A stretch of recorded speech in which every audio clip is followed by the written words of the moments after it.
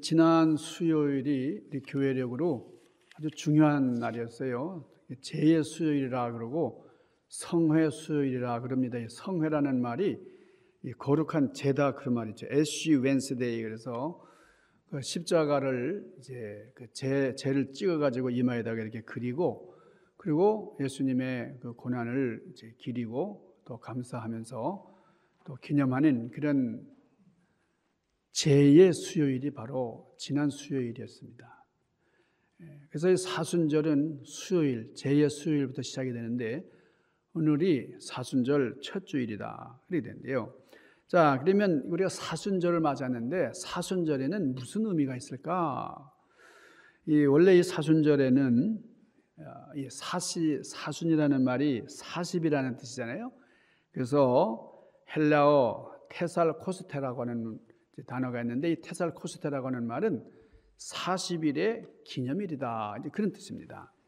그래서 이제 부활주일 전까지 40일을 기념하는데 그 부활주일 전까지 있는 주일날은 빼고요. 여러분, 주일이 무슨 날이에요? 주일은 예수님의 부활을 기념하는 날이기 때문에 우리 매주일은 부활의 감격과 부활의 환희와 부활의 찬가가 울려 퍼지는 날이죠. 그래서 그 주일날은 빼고 40일.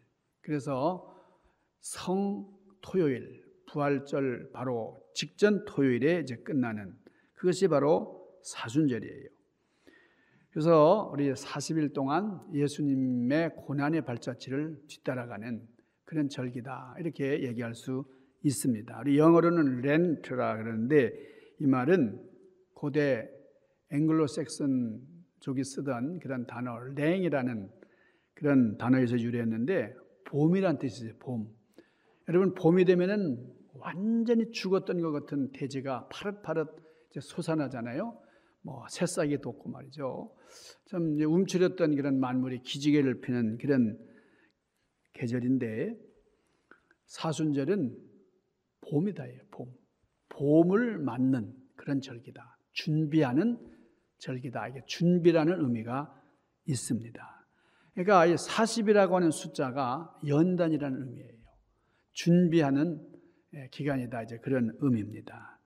자, 예수님께서도 공생애를 시작하기 전 40일 동안 금식하셨죠.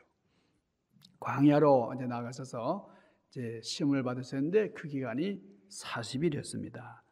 여러분, 노아의 홍수가 며칠간 퍼부었습니까? 40일이죠. 예수님께서 이제 공생애 시작하시기 전에 40일간 금식하셨다는 건 너무나 중요해요. 그 40이라고 하는 그런 숫자가. 자, 지도자로 준비함을 받던 모세가 궁중에서 몇 년을 살았죠? 40. 조금 어려운가 봐요, 이렇게. 자, 미디안에 나와가지고 모세가 생활했던 그 미디안 생애가 몇 년이었죠? 40입니다. 한번 해보죠. 40. 예, 이제 아시겠죠? 예. 자, 그리고 모세가 광야 생활, 이제 지도자로서 피tek함을 입고 이스라엘 백성들 이끌고 생활했던 그 기간이 몇 년이에요? 아니, 가르쳐준데, 금방 가르쳐줬는데 몰라요? 40년.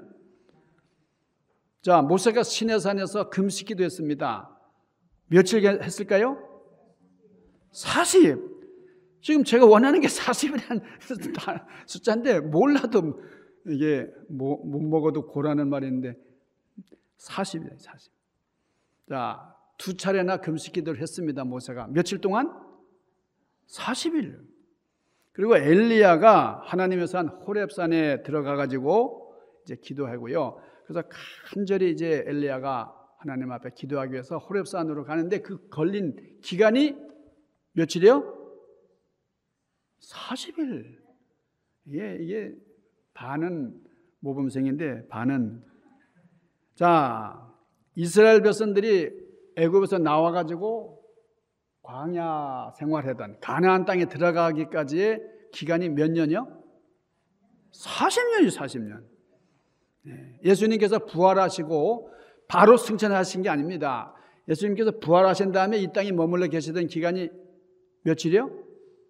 40일이죠. 왜 이거 내가 대답 잘못하면 좀 이상하다 싶어서 그냥 머뭇머뭇하신데 여러분 40일 이렇게 준비하는 기간이에요. 성경에 보면 이 40이라는 숫자가 참으로 중요하게 이제 자리매김하고 있는데 이 사순절은 부활을 준비하면서 예수님의 고난에 동참하는, 그러니까 사순절 기간 동안에 우리는 회개, 참회, 기도하면서 신앙적인 성장을 이뤄나가는 그런 절기입니다. 그래서 우리 영성을 계속 고양시키는 그런 절기예요.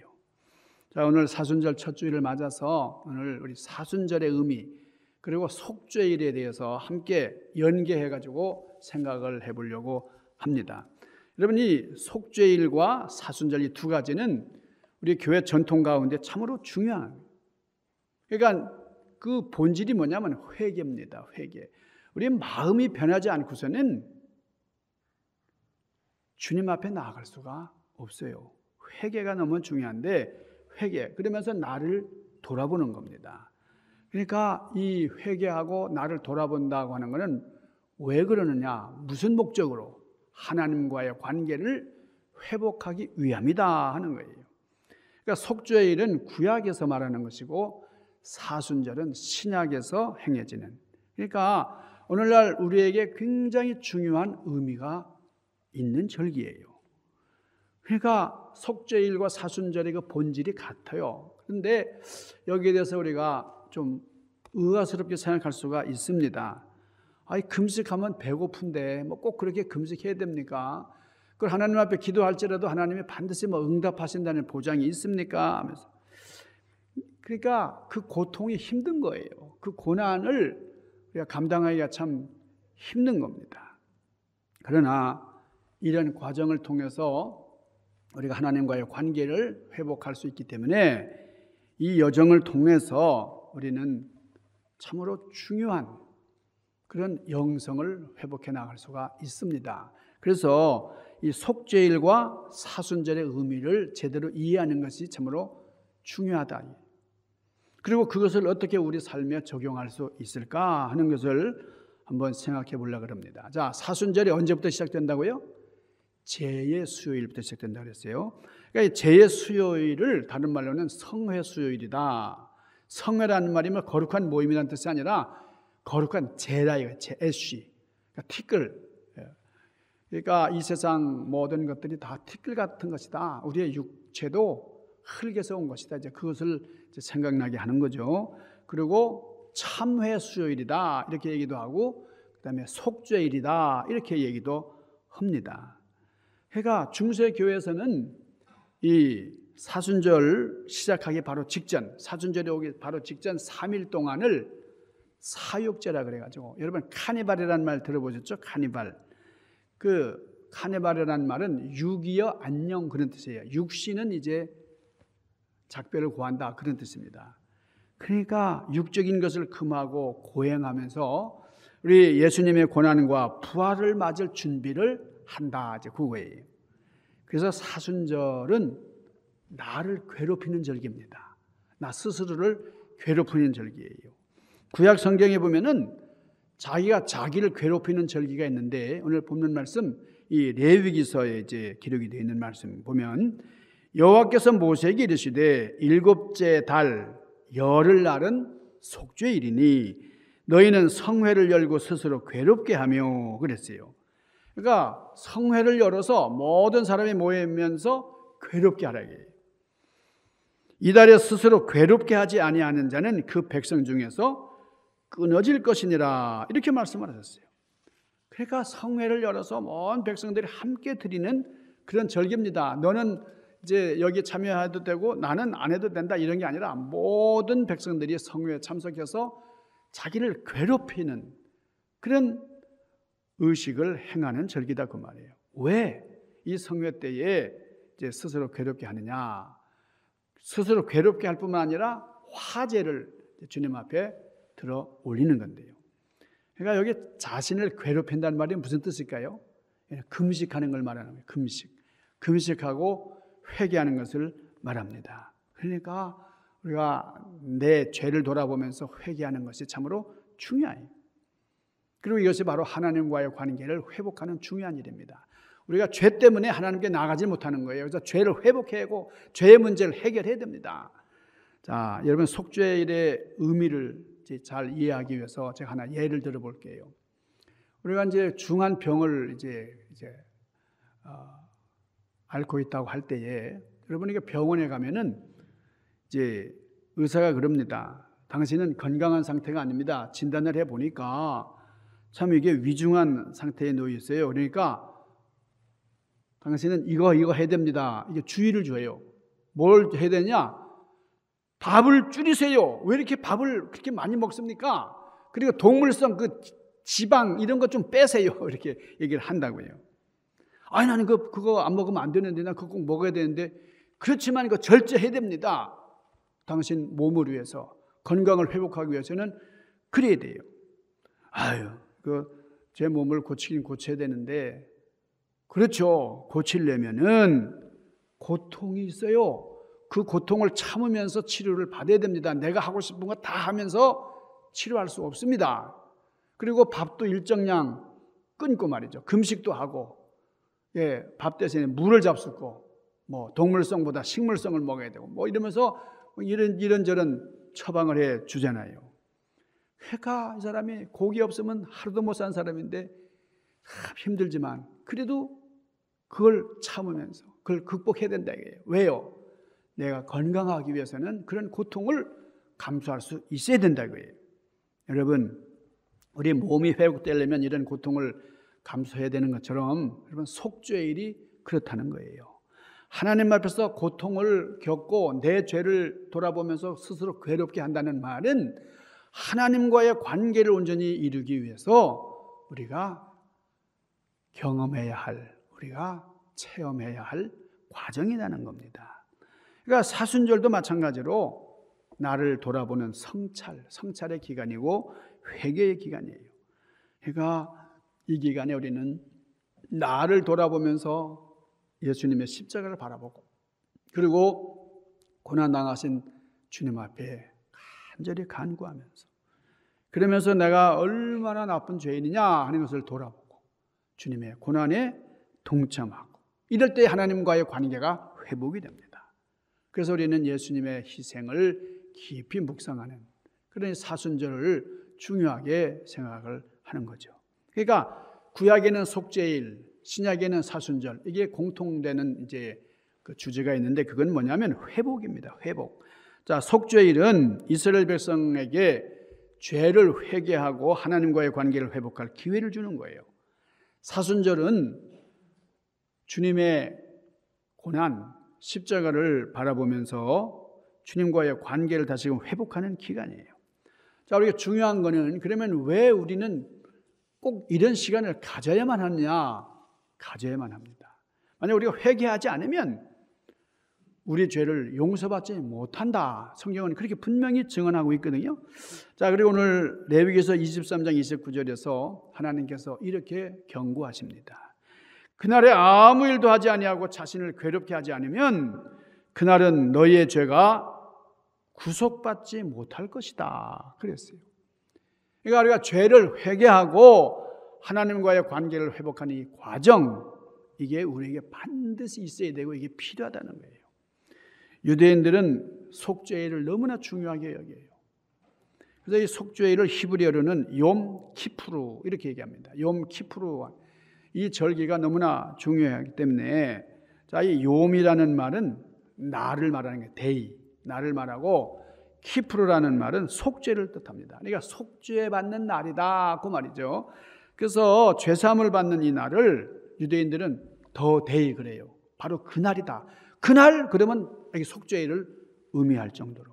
그래서 유대인은 그렇게 중요하게 여기고 귀하게 생각을 해요. 그래서 이 속죄일이 되면요 자동차도 움직이지 않아. 드라이브도 안 해요. 그러니까 율법 중에서 가장 중요한 그런 절기가 속죄일이다. 자, 이 스스로를 괴롭게 하라고 하는 말은 단순히 내 육신을 그냥 고통 속에 놓고 괴롭게 하라는 그런 뜻이 아니라 이 원어로 보면 이 괴롭게 한다는 말은 나를 낮춘다는 뜻이세요.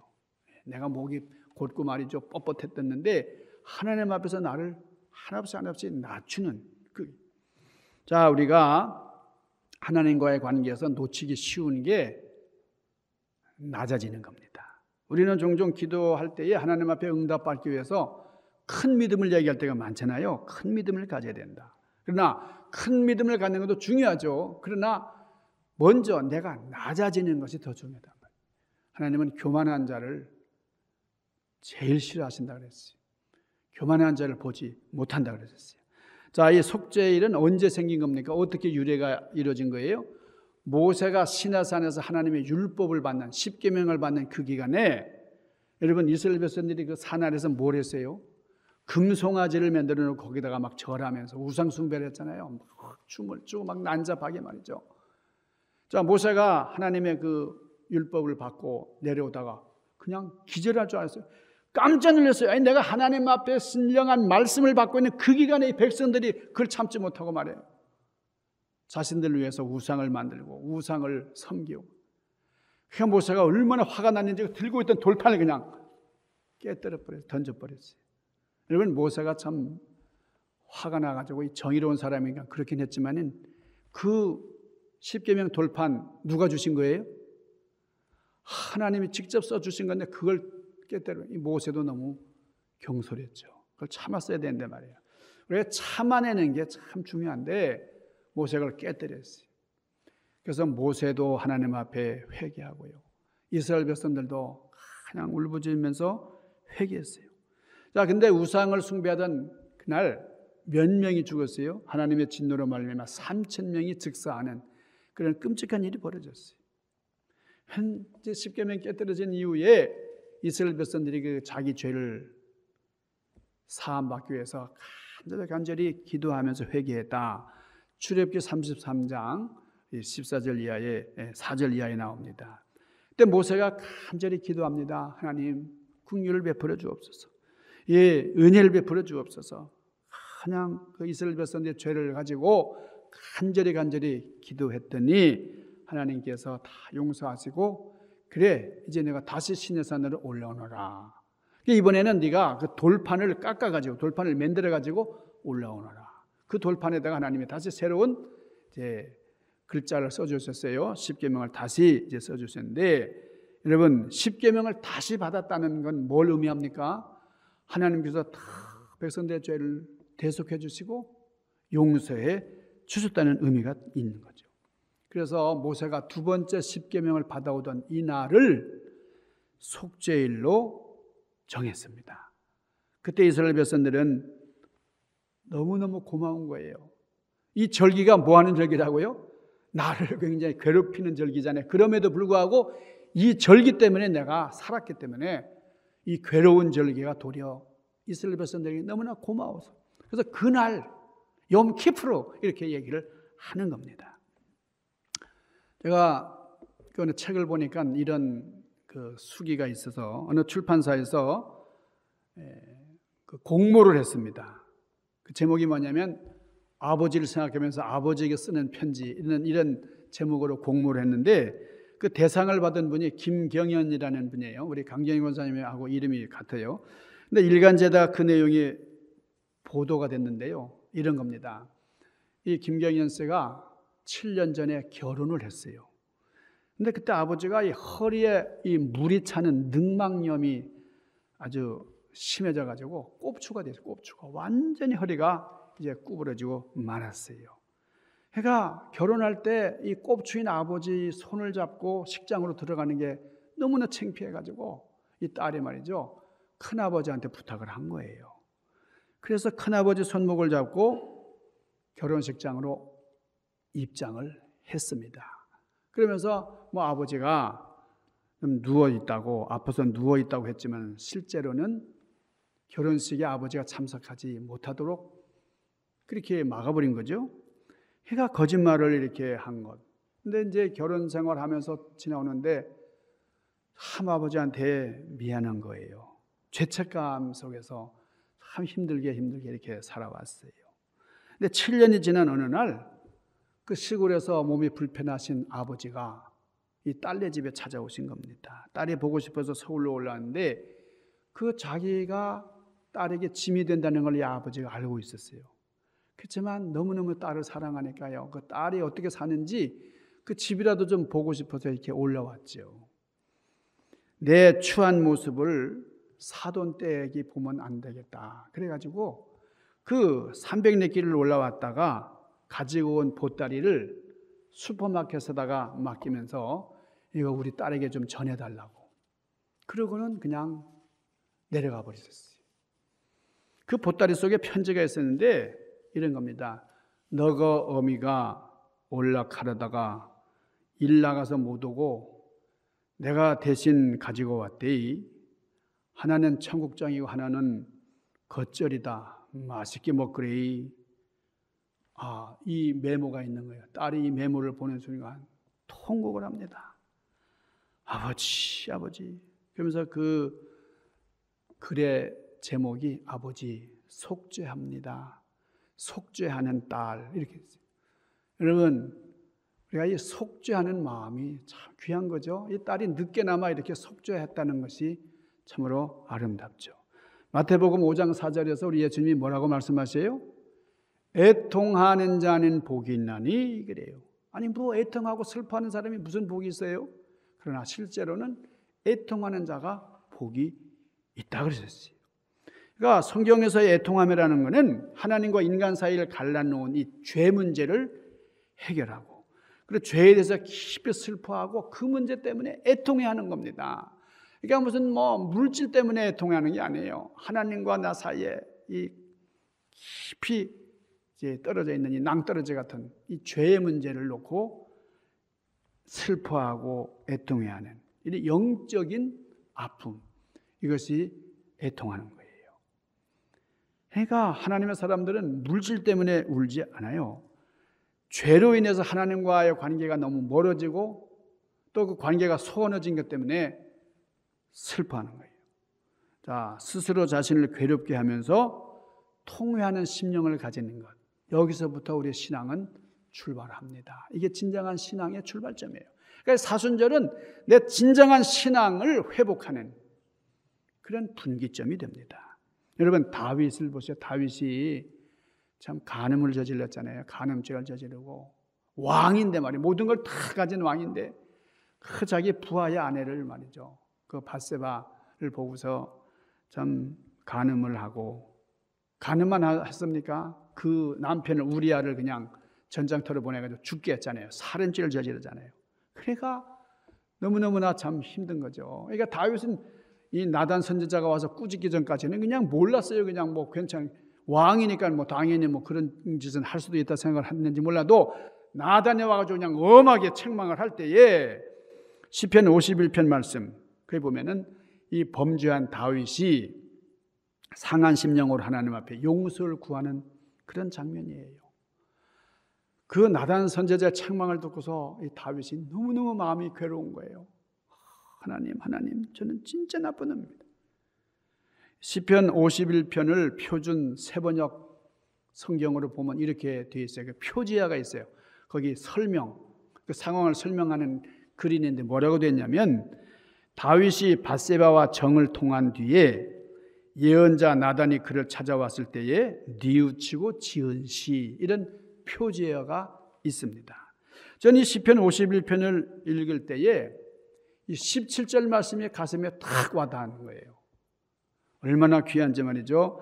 하나님께서 구하시는 제사는 상한 심령이라. 하나님이여 상하고 통회하는 마음을 주께서 멸시하지 아니하시리이다. 여러분, 하나님께서 구하시는 제사는 뭐래요? 하나님이 원하시는 예배가 뭐예요? 우리의 상한 심령입니다. 상하고 통회하는 마음을 주께서 멸시하지 않으시고 그 마음을 받으신다는 거예요. 다윗이 어떻게 하나님의 마음에 합한 자가 됐을까요? 하나님이 다윗을 칭찬하시잖아요. 생각해보면 여러분, 다윗은 하나님의 마음을 알았습니다. 그래서 하나님의 마음에 합한 인생을 살 수가 있었어요. 여러분, 하나님이 원하시는 게 뭐예요? 하나님이 돈을 원하십니까? 하나님이 제사를 원하십니까? 하나님이 원하시는 게 뭡니까? 하나님이 원하시는 제사는 상한 심령이에요. 참 통회하는 마음이에요. 여러분, 의사는 환자가 그냥 예쁘고 뭐 그냥 뭐 아름답고 뭐 이런 거 중요하지 않아요. 의사에게 있어서는 뭐가 중요합니까? 환자가 있는 그대로 얘기해 줘야 되는 거예요. 내가 아픈데 의사 이거 내 이야기하면 내 자존심 상하고 그래서 막 돌려가지고 미사력을 사용을 하고 그러면 그 병을 치료할 수가 없어요. 의사는 그 아픈 것을 진실로 바로 그대로 얘기하는 환자를 정성을 다해서 치료하는 거예요. 여러분, 죄 지은 모습 그대로, 상처받은 모습 그대로 그렇게 주님 앞에 나올 때 진정한 치유가 이루어지는 것이고 하나님의 긍휼로 옷 입게 되는 겁니다. 여러분들이 예배 드리실 때에 상한 심령, 찢겨진 마음을 드린 적이 있습니까? 다윗은 자기의 죄를 다 고했어요. 다 하나님 앞에 아렸습니다. 하나님이 원하시는 예배는 이런 마음이, 이런 상한 심령을 드리는 거예요. 여러분, 우리가 예배할 때에 상한 심령을 드릴 수 있기를 바랍니다. 하나님이 원하시는 우리의 심령을 드립시다. 예수님은 우리의 죄를 속하기 위해서 모든 죄를 대신하여 자기 피로 속죄를 이루셨어요. 여러분, 구약에 보면은 양에다가 모든 죄를 뒤집어 씌우고 이제 광야로 내보냅니다. 그리고 광야에서 그 어린 양을 이제 잡는데, 여러분, 광야에서의 어린 양이 고통 가운데 죽어갔듯이 주님께서 우리 죄를 지시고 저 골고다 언덕에서 십자가 처형을 당하셨어요. 우리 죄를 지시고 골고다 언덕에서 죽으셨어요. 그 희생으로 말미암아 우리에게 속죄가 있는 겁니다. 여러분, 스스로 괴롭게 하라. 아니, 뭐 괴롭게, 여러분, 교회에 나오는 목적이 뭔데? 괴롭지 않으려고 교회 나오는 건데, 아니 괴롭게 하라는 말이 이런 아이러니가 어디 있습니까? 여러분, 스스로 괴롭게 함으로 말미암아 회복을 이루기 위한 거예요. 진정한 기쁨을 이루기 위해서 오늘의 아픔을 우리가 스스로 취하는 겁니다. 여러분, 예수님을 바라보면서 사순절에 묵상하며 깨달아야 될 것은 하나님께서 우리를 향해서 스스로 괴롭게 하라고 하시는 것이 정말 우리를 참 못 견디는 그런 구렁텅이로 몰아넣으시는 게 아니라 우리가 스스로 우리의 교만을 낮추고 겸손하게 하나님을 의지하면서 회개할 기회를 주시기 위해서 스스로 괴롭게 하라, 이렇게 말씀하신 거예요. 그렇기 때문에 오늘 우리는 하나님 앞에 겸손한 마음으로 나아가면서 우리 삶의 모든 부분에서 그분과의 관계를 깊이 만들어 나가야 됩니다.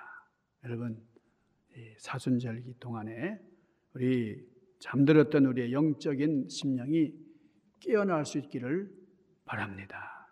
그러기 위해서 우리 자신을 돌아다보면서 참여하고 하나님 앞에 간절히 구하는 그런 여러분들이 되시기를 주님의 이름으로 간절히 축원합니다.